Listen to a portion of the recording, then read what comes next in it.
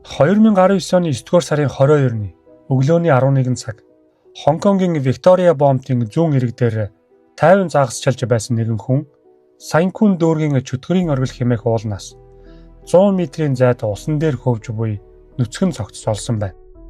Талигаач нь 48 цагийн турш сургаггүй алга болоод байсан 15 настай өсвөр насны охин Чан Ин Лам байв. Мөрдөн шалгагчдын мэдээлснээр тэрээр амиа хорлсон байж болзошгүй бөгөөд урьдчилан задлан шинжилгээгээр хүчирхийллийн ямар нэгэн улмөр илрээгүй гэжээ. Гэвч Хонконгийн иргэдийн нэг хэсэг нь цагдааг худал ярьж байна гэж үзсэн. Охины өвхөл маш сэжигтэй байсан бөгөөд олон асуултыг дагуулжээ. Чан Ин Лам үнэхээр мөрдөн шалгалтын дүгнэлтэд дурдсны адил амиа хорлсон уу? Эсвэл Хонконгийн эрх баригчдад алуулсан уу? Учир нь энэхүү нууцлаг үхэл нь тус улсад хүчтэй жагсаал мөргөлдөөн өрнөж байсан үедээ давхцсан юм. Мөн интернетээс сүлжээгээр энэхүү хэргийг хүчтэй сэвжээ.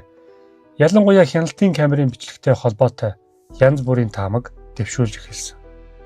Нас барахаасаа хэдхэн цагийн өмнө сургууль дотроо ганцаараа сэлгүүцэж яваа охиныг харуулсан 16 видео бичлэг байдаг бөгөөд зарим хүмүүс эдгээр бичлэгийг зохиомл гэдэгт итгэдэг аж.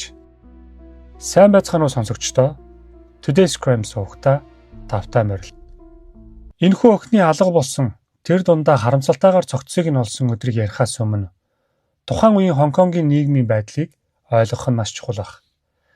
Хонконг бол Британий хуучин колони. Зүүн өмнөд хятадд байрлах 7 сая орчим хүн амтай, нийтдээ 1104 км²-т газар нутагтай. Манай Улаанбаатараас ойролцоогоор 4.3 дахин жижиг нутаг дэвсгэртэй. Хэрвээ та бүхэн санаж байгаа бол 2014 онд шөхөртэй ховсгал гэж нэрлэгдсэн жагсаал болсон. Эдгээр жагсаалыг ардчлалыг дэмжигчид зохион байгуулж 2017 онд Хятадын засгийн газраас Хонконгийн тэргүүнийг сонгох бүх нийтийн сонгуулийн эрхийг хязгаарлах төслийг эсэргүүцснээр өрнөсөн бөгөөд үр дүнд нь энэ төсөл хэрэгжээгүй юм. 2019 онд томоохон жагсаалууд өрнөсөн бөгөөд энэ удаад бүр 1 сая орчим хүн гудамжинд гарч Хятад руу шилжүүлэн өгөх тухай хуулийн төслийг эсэргүүцсэн бослого гаргаж тухайн үед цагдаа, төр засаг болон ард иргэдийн хооронд хүчтэй мөргөлдөөн үүсч зарим оршин суугчид цагдаа нар жагсагчдыг хөнөөж байна гэж буруутгаж байв. Айдас маш их байсан тул зарим хүмүүс жагсаалд оролцохоос өмнө гэрээсэл хүртэл үлдээж байжээ. Тэр үед амиа хорлож нас барсан их хүмүүсийн тоо олширсан бөгөөд зарим жагсагч баримтлагдах үедээ нэрээ чангаар хэлж би амиа хорлохыг хүсэхгүй байна. Хэрэв надад ямар нэгэн зүйл тохиолдвол энэ нь амиа хорлолт биш хэмээн хашгирч байв. Эдгээр жагсагчдын дунд ихэнх нь оюутнууд байсан бөгөөд тэдний нэг нь Чан Ин Лам байлаа. Найзууд нь түүнийг Кристи Чан гэж дууддаг байсан тул энэ бичлэгийн турш би түүнийг Кристи гэж нэрлэх болно. Кристи 15 настай өсвөр насны охин бөгөөд ойролцоогоор 160 см өндөр, мөрөө хүрсэн тайрмал бор үстэй, хүрэн нүдтэй охин байж. Кристиг 6 настай байхад эцэг эх нь салж ээжтэйгээ хамт амьдардаг байхдаа хэд хэдэн удаа гэрээсээ зугтаж байсан. Түүнтэй амьдрах хүсэлгүй болсон гэх шалтгаанаар огтын асрамжийн төвд өгсөн бөгөөд алга болох үедээ тэнд амьдарч байв. Тэнд түүний сэтгэл санаа харьцангуй сайн байсан бөгөөд тэрээр хэд хэдэн найзтай болсон байв. Гэсэн хэдий ч Кристи нэлээд хүнд хэлбэрийн сэтгэл готролтой байсан.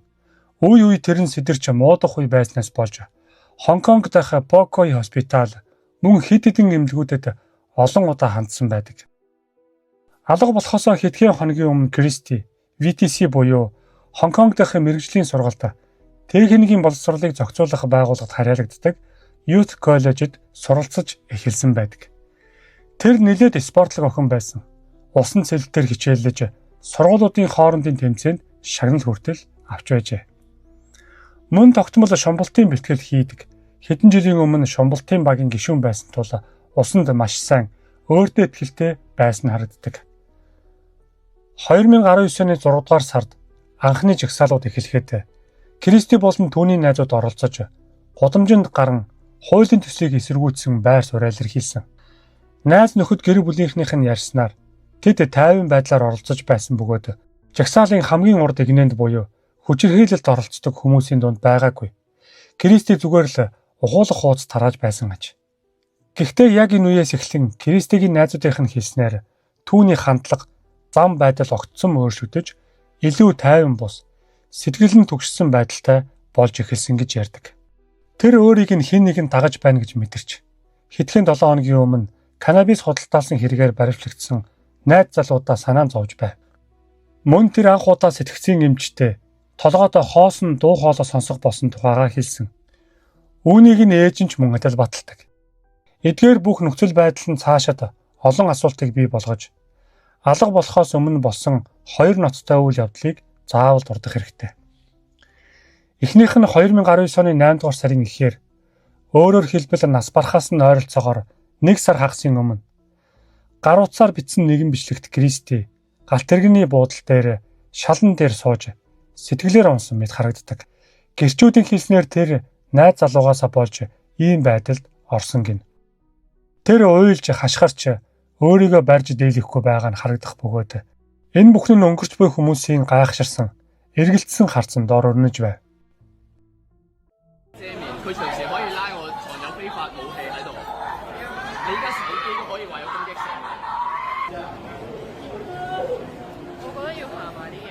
«2019 оны 9-р сарын 19-ний 14 цаг 45 минутад Кристийн найзуудтайгаа харилцдаг групп чат руу "Би сургуулиасаа гарлаа.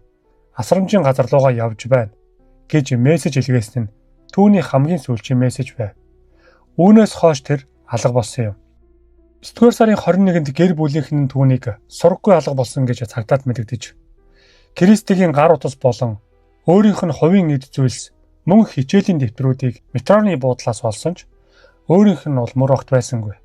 Харин 9-р сарын 22-ны өглөөний 11 цагийн орчимд Хонконгийн зүүн хэсэгт далайд завиар загасчилж байсан нэгэн хүн усан дээр хөвж буй нэгэн эмэгтэй хүний цогцыг олж харснаар цагдаад мэдэгдэж яаралтай уснаас гарган задлан шинжилгээ хийсэн байна. 10 дугаар сарын 9-нд задлан шинжилгээний хариугаар олдсон цогц нь Кристи болох нь тогтоогдсон.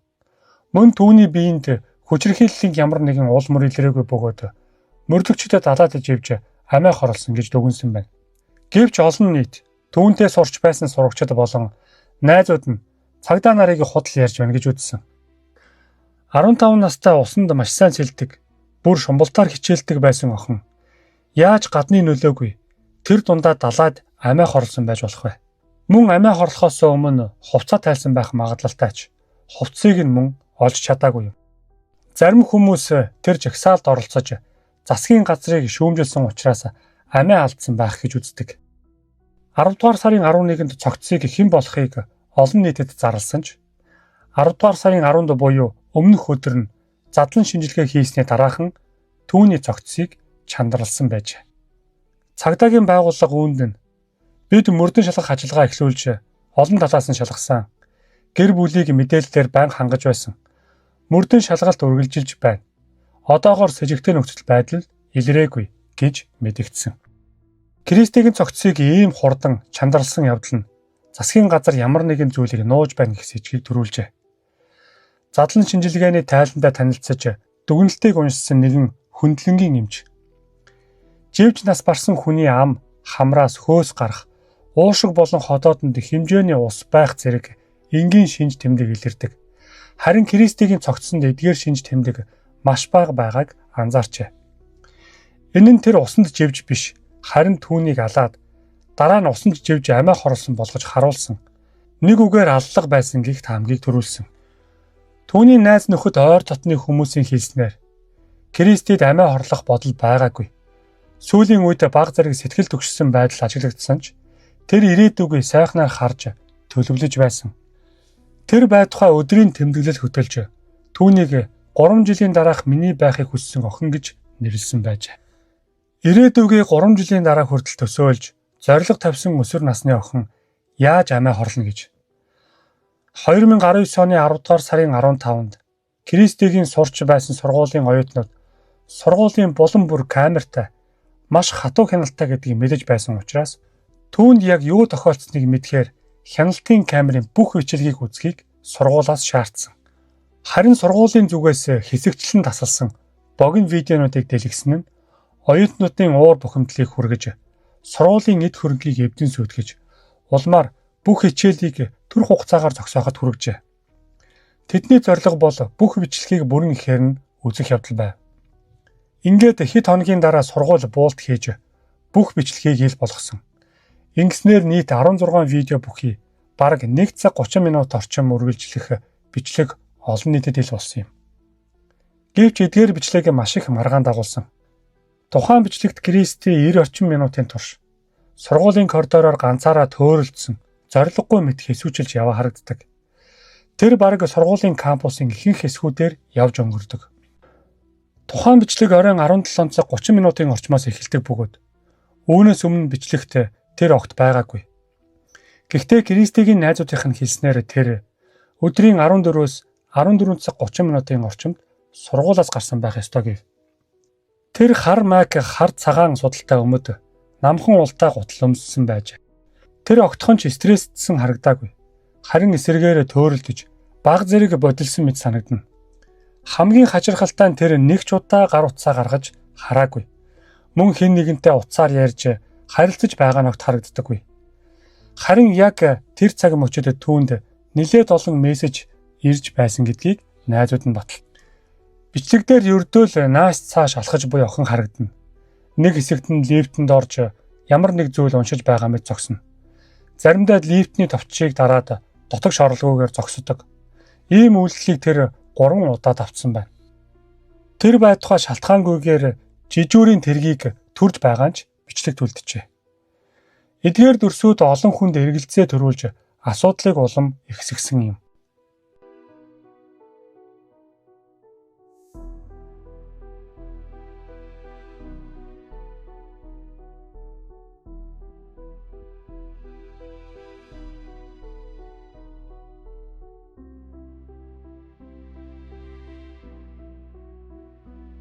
Цааш нь тэр 18 цаг 47 минутын орчимд сургуулийн дээрх цайны газарт гарч очисон байдаг. Тэнд гутлаа тайлж хөл нүцгэн явж байгаа нь харагддаг. 18 цаг 56 минутад сургуулиас бүр мөсөн гарч 18 цаг 59 минутад гадаах камерын өмнөр сүүлчийн удаа өнгөрнө. Цагдаагийнхны хэлснээр тэр сургуулиас холгүй орших далайн эрг рүү явсан байх магадaltaй гэв.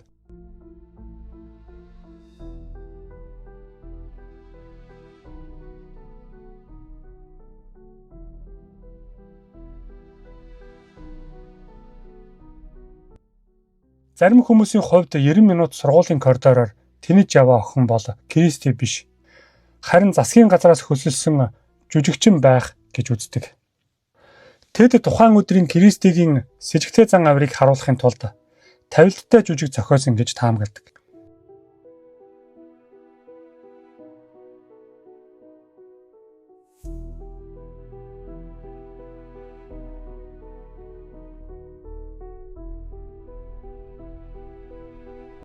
Сошиал сүлжээнд Кристигийн жинхэнэ зургууд болон хяналтын камерын бичлэгийн дүрсийг зэрэгцүүлэн тавьж хөмсөг духны дээд хэсгийн ялгааг харуулсан олон зураг нийтэлсэн.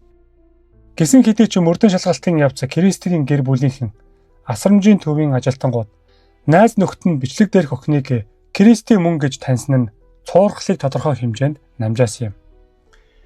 Энэ хэрэгт мэдүүлэг өгсөн цорын ганц гэрч бол Чоу гэх таксины жолооч байв. Кристи алга болсон шөнө түүний машинд сууж өөрийг нь Лохас парк галт тэрэгний буудлын ойролцоох барилгын талбаа руу хүргэж өгөхийг хүссэн гэж мэдүүлсэн. Тэр газар нь далайн эргээс хэдхэн 100 метрийн зайд байрладаг гэж. 15 настай Кристигийн нууцлаг үхэл осол гэхээсээ илүү улс төрийн маргааны төвд орсон хэрэг болж тухайн үед Хонконгод өрнөж байсан эсэргүүцлийн хөдөлгөөнтэй давхцсан нь олон нийтийн хардлагыг улам өдөөсөн. Зарим хүмүүсийн хувьд түүний энэ байдал нь Элиса Ламын хэргийг санагдуулна. Тэр охин хотелийн лифтэнд с ิจ гтэй сонин үйлдэл гаргаж буй бичлэгээр алдартай болсон бөгөөд эцэст нь усанд живсэн байдалтай амиа алдсан юм. Харин Кристигийн зан авир харьцангуй тайван байсан ч тодорхой хэмжээгээр төстэй санагдсан. Задлан шинжилгээ хийсэн шүүх хэмжээ Кристиг живж амиа алдсан. Цогцсонд дунд зэргийн задрал явагдсанаас нь харахад алга болоод 24 цагийн дотор нас барсан байх магадaltaй гэж тайлбарласан. Харин хувцсны хувьд тэд далайн урсгал давлгаанд урссан байх боломжтой гэжээ. Гэвч дотор хувцас алга болсон талаар тодорхой тайлбар өгч чадаагүй.